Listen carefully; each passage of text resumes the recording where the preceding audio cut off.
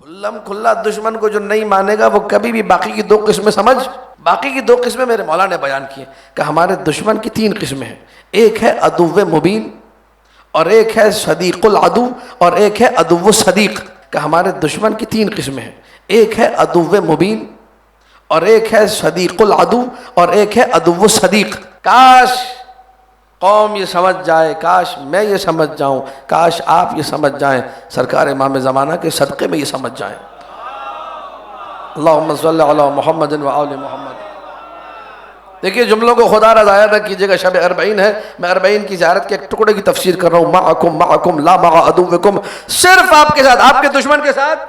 اب جب کہا دشمن کے ساتھ نہیں تو دشمن تو پتہ چلے کون ہے کہ جس کے ساتھ نہیں ہونا. ایک ہے عدو مبین، کھلم کھلا دشمن. دوسرا کون ہے؟ مولا فرما رہے ہیں اللہ اکبر، یہ بھی دشمن ہے. صدیق العدو، وہ جو دشمن کا دوست ہے، اب چاہے وہ جس بھیس میں ہو، جو دشمن سے دوستی کرے وہ بھی دشمن اہل بیت ہے.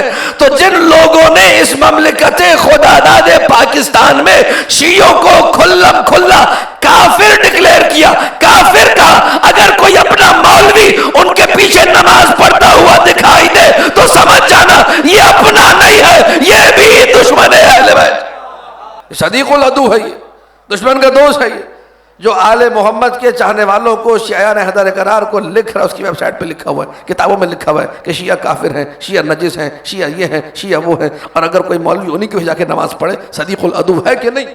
یہ بھی دشمن ہے. مولا فرما رہے، میں نہیں کہہ رہا، حدیث کا حوالہ آپ جا کے پوچھیں، بہار النار میں علامہ ملسی نے پوری حدیث نقل کیا. تیسری کیٹیگری عدو صدیق، یہ بڑا مشکل کام ہے. یہ خدا ہم سب کو صراط آل محمد پہ باقی رکھے. آل محمد کے دوستوں کا جو دشمن ہے، میں نہیں فرما رہا، مولا فرما رہے، میں نہیں کہہ رہا، مولا فرما رہے، جو آل محمد کے دوستوں کا دشمن ہے وہ بھی آل محمد کا دشمن ہے. دیکھیے یہ واقعاً حساس ہے، سینسیٹیو ہے، بہت خطرناک ہے. یہاں سے سمجھ میں آتا ہے کہ ہمیں آل محمد کے دوستوں کی معرفت بھی حاصل کرنی چاہیے، آل محمد کے دشمنوں کا بھی ہمیں پتہ ہونا چاہیے، تاکہ دشمن سے دشمنی رکھیں، دوست سے دوستی کریں. مختار آل محمد کا دوست ہے کہ نہیں؟ بولے مجمع، بولیے بھائی. آپ سب دوست مانتے ہیں نا؟ اگر کوئی مختار سے دشمنی کرے،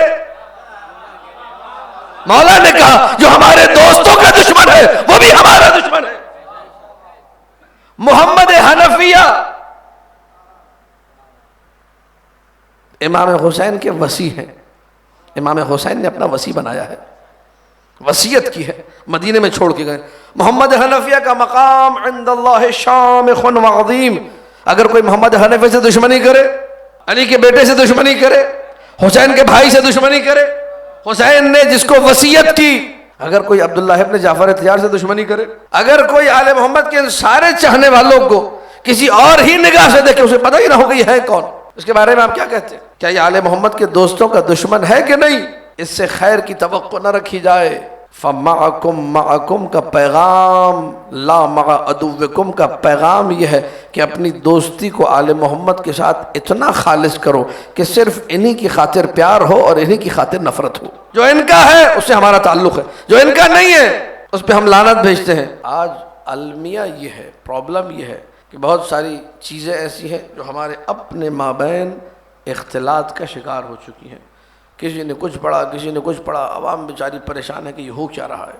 جا کے دیکھیے میجورٹی شیعہ قوم کی احترام کرتی ہے حضرت ام حبیبہ کا، کہ ہم حضرت ام حبیبہ کا احترام کرتے ہیں جو ابو سفیان کی بیٹی تھی. کیوں احترام کرتے ہو تم؟ ایک عالم نے ایک روایت سنا دی، انہوں نے کس لب و لہجے سے سنائی تھی، سننے والوں نے کیا سنا؟ وہ روایت یہ تھی کہ ایک مرتبہ تشریف لائے ان کے بابا، تو انہوں نے اپنے بابا کو بستر رسول پہ بیٹھنے سے منع کر دیا کہ میں آپ کو رسول کے بستر پہ بیٹھنے نہیں دوں گی، تو اس لیے ہم سارے احترام کرتے ہیں. اچھا، آپ کی خدمت میں عرض ہے، عثمان کو جب قتل کیا گیا تو ان کی قمیص خون آلود کرتا شام بھیجوانے والی حضرت ام حبیبہ، حاکم شام کی بہن ہے، امیر المومنین سے کوئی اچھا تعلق نہیں ہے. یہ پہچاننا ضروری ہے کہ کون کس کیٹیگری میں تھا. آج ہم لوگ ممبر سے ایک جملہ سنا، اپنا عقیدہ بنا لیا، نہ ہمیں دوست کی پہچان ہے نہ ہمیں دشمن کی پہچان ہے. معاملات بڑے خراب ہیں، ہمیں معلوم ہی نہیں ہے آل محمد کے جو دشمن تھے، جن سے آل محمد کا کوئی تعلق نہیں تھا، ہم نے دشمن کی بنائی ہوئی روایات کو ممبروں سے اتنا پڑھا انہیں بھی مشہور کر دیا، دوستیاں گڑوا دی، خامخواہ کی دوستیاں ان کا حقیقت سے کوئی تعلق نہیں۔ فلاں بندہ اس کے گھر کا محاصرہ ہو گیا، فلاں بندے پہ لوگ اٹیک کرنے والے تھے، اس نے کرپشن اتنی کی تھی، اس نے اشرافیہ پروری اتنی کی تھی، اس نے اقربا پروری اتنی کی تھی، اس نے اشرافیہ کو اپنی حکومت میں رواج اتنا دیا تھا کہ پورے اصحاب اس کے خلاف ہو گئے، چاروں طرف سے آوازیں بلند ہونے لگی۔ پھر کیا ہوا؟ پھر امت نے گھر کا گھیراؤ کر لیا، محاصرہ کر لیا کہ اس کو تو ہم ماریں گے، اس کو چھوڑیں گے نہیں۔ پھر کیا ہوا؟ پھر امیر المومنین نے حسن و حسین کو بھیجا کہ تم جا کے اس کا دفاع کرو۔ پھر کیا ہوا؟ حسن حسین دفاع کرنے پہنچے، پانی کی مشکیزیں لے کر گئے اور کہا کہ جی پانی آپ پیجیے، آپ پیاسے ہیں، بڑے دنوں سے آپ پیاسے ہیں، پانی پیجیے، ہم آپ کا دفاع کرنے ہیں۔ پھر کیا ہوا؟ پھر یہ ہوا کہ وہ حضرت کو مار دیا گیا۔ تو امام حسن امام حسین نے کیا کیا؟ وہ جو دفاع کرنے گئے تھے وہ کیا ہوا؟ ایسی کہانیاں ہمیں رٹوائی گئی، ایسی باتیں یاد کروائی گئی جن کا کوئی سر و پیر نہیں ہے۔ حقیقت کیا ہے جو آپ کے علماء نے لکھی، جو موالیان حیدر کرار نے تاریخ لکھی، جو علی والوں نے تاریخ لکھی، انہوں نے واضح طور پہ لکھا کہ جب یہ فتنہ ہوا، یوم الدار کا فتنہ، گھر کے محاصرے کا فتنہ، تو میرے مولا علی نے کہا حسن و حسین چلو خیمہ لگاتے شہر کے باہر، میں نے اس فتنے میں مدینہ میں رہنا ہی نہیں۔ توجہ ہے، یہ حقیقت ہے، یہ ممبر سے کوئی بیان نہیں کر رہا۔